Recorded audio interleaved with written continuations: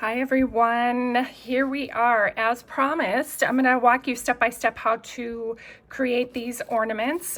We did feature these in our past Sunday YouTube live. This is a fun little Christmas tree ornament that we made together at our team retreat, which was last weekend. And so I wanted to put together a clean video without all the chit chat and all that kind of stuff to show you guys how to do these. So what you're going to need is you're going to need two 6x6 pieces of paper, and then you're going to cut them into four 3x3 pieces, which is going to give you eight 3x3 pieces of paper. Now what I did ahead of time is I went ahead and folded 6 of them already together and set for us to put it together. But I want to show you with 2 pieces here. Now remember, you can always rewind, pause, and take your time with this video. So we're going to get started. You're going to need a bone folder. Now this is an origami piece, and in our blog post we will have the demonstrator that I got this idea from. She speaks French. I don't know if she's a Canadian or a French from France demonstrator, but we're gonna have her name linked in our blog post as soon as I get that up. So what you're gonna do is you're gonna take one of your 3x3 squares, and we're going to fold it corner to corner. And then we're going to want to give it a good crease with our bone folder. That's the key to this, okay? Now you should have something like that looks like this. We're going to open it up. We're going to have the fold going north and south, up and down. And then we're going to take our right hand side and we're going to fold this edge right here so that it lines up right next to that crease right there. So fold it over gently. If you need to bend your paper a little bit, you certainly can. I'm going to do it this way so I can see where that crease is. You don't want to go over the crease, okay? We're just going to push that straight up like that. Give it a good crease with our bone folder. All right, now you should have it looking like that. We're going to take our left side right here, fold it over our right side, and I'm just going to give that a crease again. We're going to turn it so that this point is pointing towards your belly, and then we're going to take this edge right here and fold it over so that it's lined up right against that edge. So we're going to take that point, line it up to that edge, press it down with our finger, kind of guiding it as you go. Try that a little bit better. I want to get that lined up a little better. There we go. Perfect. Okay, use your bone folder again, go over it. All right, now you should have something that looks like this. We're going to take our left-sided point, or excuse me, our right side point, and we're going to fold this over so that this edge meets this edge. Just like that. So we have a nice point right there. Okay, give that a good press. Now we're going to take and flip this over. We're going to take the left side and flip it over to the right. Now we're going to do the exact same thing as we did just a minute ago. We're going to fold this over, and I like to just fold it over to where that point is down here. Okay, like that. Use your bone folder, give everything a nice, good, crisp edge, and then we're going to flip it around, and there we have our fold. Okay, just give everything a good, crisp edge. Okay, so we got one done.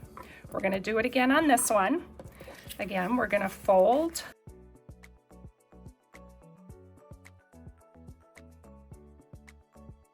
Fold going north and south. We're going to take our left edge right here, or right edge, and fold it over right next to that crease. We don't want to go over it. And then gently push the paper Oof, then I ripped it. Don't do that. All right, there we go. And give it a good crease. And then we're gonna take our left side, push it over the right side, turn it, give this a good burnish. Turn it so this arrow is pointing towards you. We're gonna take this edge, fold it so it's lined up right against that edge there. Go like this. So now we have something that looks like this. We're gonna take our right side, fold this edge to that edge. Now I've done several of these, so they're turning out pretty good. It's gonna take a while, a couple tries before it really sinks in. So give yourself grace. All right, now we're gonna take our left side and we're gonna flip it over the right. We're gonna take this edge and line it up so that we got a line going from that point all the way up.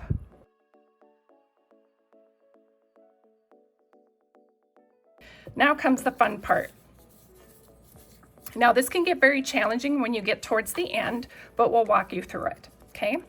So now we have two pieces here. We're gonna take this left-sided piece up here and hook it into the right side piece of here. Okay, so we're gonna slide this one in up to that point right there. Now this is where it comes very important, where you wanna make sure your 3x3 pieces are exactly square, because sometimes, let me see if I have an example, like this one. I think this was actually my first one. Yes, it was. This is my first try. My points didn't line up very good here, nor did they here, because they weren't exactly 3 inches by 3 inches. So you want to make sure you have that for starters. Okay, so we hook that first one in. Now we're going to take this top one. We're going to take this hook, I don't know if I call it a hook, and hook it over the next one. Okay, so we got a couple more to do here. So I'll walk you through it again. We'll take this one, take the left-hand side right here, this flap, slide it in there. Okay, until there's a point. We're gonna take this bottom hook flap and tuck it in there. And you just keep repeating that. Left side tucked into the right side of that one. Okay. We're gonna take the bottom one here and tuck it in to that piece. And as I'm going around, I'm trying to hang on to these pieces in the same, try to hold on them tightly, because I don't want them to shift too much, and it's going to become very difficult towards the end to kind of shift them around a little bit without them all falling apart.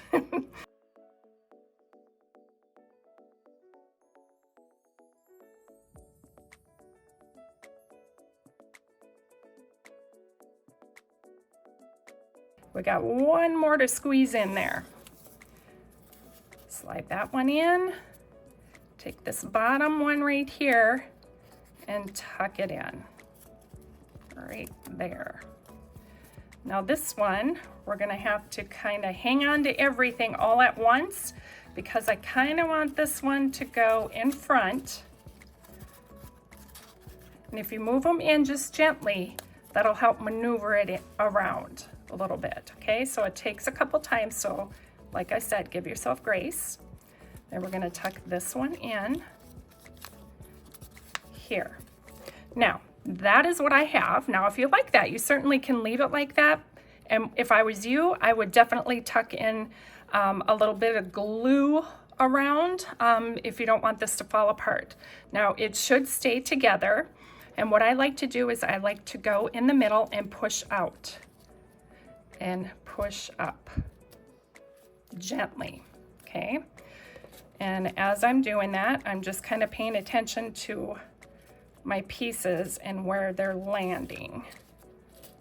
Okay, this one up there. Okay, and I'm just, like I said, paying attention to my corners, these points. Okay, So there we have it. Now, one thing what I like to do in order to keep these from falling apart is I tuck in little bits of glue all the way around. So I'll show you wherever you feel glue needs to be, then I would put some glue. So I'm gonna put a little dot here, and I push it out gently, don't push too hard, and then I hold it down. And then I'll do it again here. I'll usually these bottom points, put a little glue under there.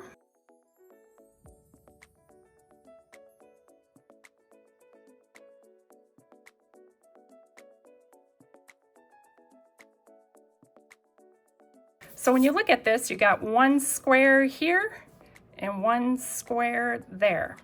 Now, the only thing you need to do next is to punch a hole. I used a crocodile. I punched the bigger circle through there, thread my my ribbon through, tied a knot at the top, and it's all ready for you to hang on the Christmas tree. Now what I did here is I used the, oh goodness, I forgot the name of the dies. Hold on one moment, I got them right here. Let's see if I can remember. It's the Greetings of Season. I used this round one right here to have a little tag on here. So you could always add people's names on here, and the date and Christmas 2024 or what have you. So anyway, I hope you guys really enjoyed this. I absolutely love this. And again, we'll have more information over on our blog.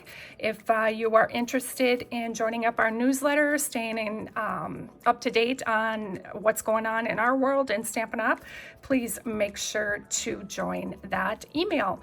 The link is below. Thank you so much. Bye-bye.